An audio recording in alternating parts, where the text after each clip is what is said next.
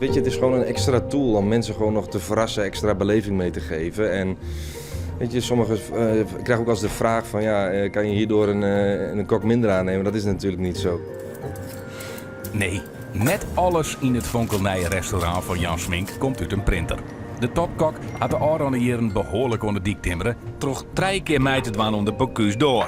Dat is sisma de Champions League van het eten sieren. Ik werkt hij voor het 3-sterren restaurant De Libreie in Zwolle. Nou krijgt hij de kans zijn eigen zaak te beginnen en te bezieken op dit plak wat bijzonders del te zetten. Het wordt echt wel een eigen sminkstijl om het zo maar te zeggen. Het wordt niet iets doorsnee, een beetje op hoog niveau. Mensen komen binnen, die kiezen 4, 5, 6, 8 of 10 gangen. Ik bepaal wat er op bord komt te liggen. Uiteraard kunnen de mensen aangeven van ik hou niet van vis of ik ben vegetarisch of wat voor allergieën ze ook hebben. En we gaan ook werken met 3D voedselprinters, zeg maar.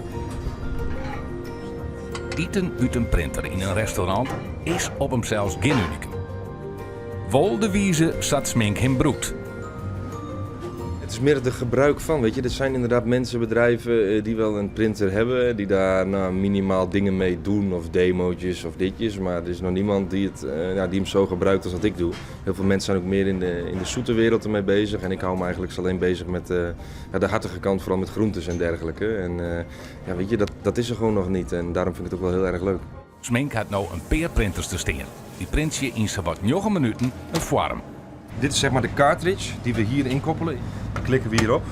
In dit spuitje, hier zit dus je massa. Daar kan je zelf erin halen, eruit halen wat je wilt. Die hebben in 4 verschillende maten. Aantal millimeters verschillen wat. Maar het is wel zo dat des te kleiner die nozzle, des te mooier gedetailleerd je kan printen. Dus de printer even aanzetten. Dus dan komt zometeen hier, gaan we hem eerst onder druk zetten. De 3D is mooi, maar wat ernaast komt, dat moet gewoon super lekker wezen. En allemaal op smaak. En daarnaast heb je die 3D printen en dat moet ook mooi uitzien. Dus het belangrijkste is dat het gewoon allemaal lekker is. Zie, nu gaat die massa gaat lopen, dus nu staat hij onder druk. We hebben een heel aantal vormen gecreëerd die we kunnen printen, een stuk of 100 inmiddels al. 60 recepten ongeveer, die staan allemaal, die vormen staan in deze printer. En wat hierin zit is nu knolselderij met bruine boter en hazelnoot. We doen die knolselderij koken, doen hem heel goed afgieten, draai hem door met die bruine boter, dus een beetje de smaak van nootjes heeft dat en die hazelnoot. Is dit de keuken van de toekomst?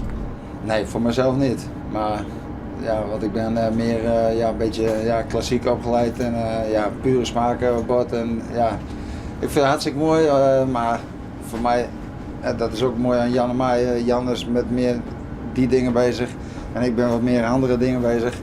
En zo krijg je heel mooie bordjes in principe. Als hij dan klaar is, halen we hem eraf en doen we hem vaak in de shockvriezer op min 40, koelen we hem heel snel terug. En dat leggen we allemaal mise en place weg, zoals wij dat noemen, in de vriezer. En s'avonds, zeg maar, als wij gaan meten, hebben we een hele mooie warmtebrug hier. Dan leggen we die op bord. Nou, het bord is 60 graden, hij krijgt warmte van 80 van boven zich. Dus binnen 5 minuten is hij ook gewoon lekker warm, zeg maar. Dus als mensen 10 gangen gaan eten, zullen ze ongeveer bij 5, 6 verschillende gerechten een 3D geprint item op het bord krijgen.